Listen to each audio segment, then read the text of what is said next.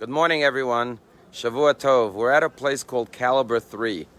Caliber 3 is where you experience the training, or some of the training, that our Israel Defense Forces receive before going into the army. You know, when you come to Israel, you realize that this is a land that can only be acquired, maintained, and sustained with blood, sweat, and tears.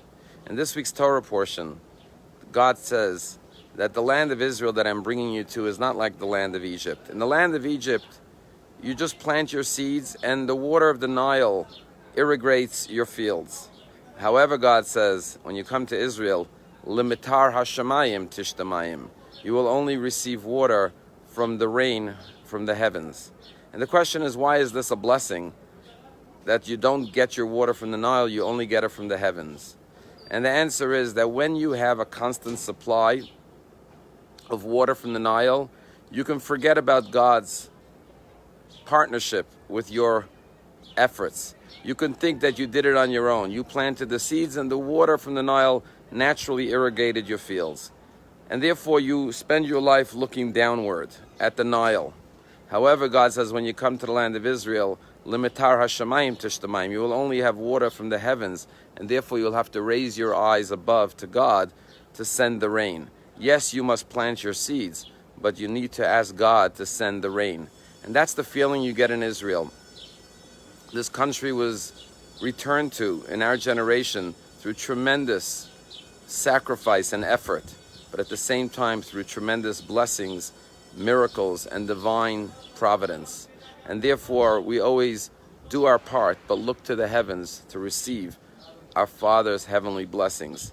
This is the story of the Jewish people, always doing what we can physically do, but recognizing that God will meet us halfway, and with faith in God and God's miracles, we will be able to succeed.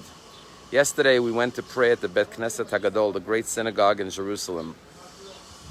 And you know, in many synagogues, there's a prayer recited for the state of Israel and the Jewish people.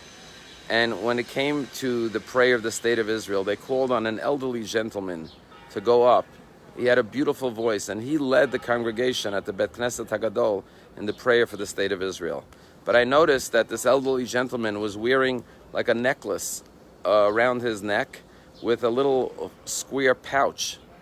And when he came down, I asked him, as he walked by my seat, I shook his hand, thanked him for his prayer, and asked him what that is. And he opened it up and he said, my son was killed in the line of duty defending this country. And this is his tag that he wore in the army. Ever since I lost my son, I wear that tag with me constantly so that my son is always close to my heart. This is the story of the Jewish people. Faith in Hashem.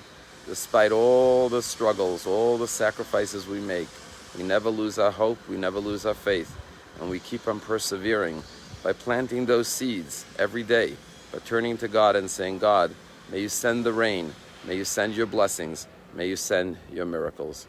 Have a wonderful day.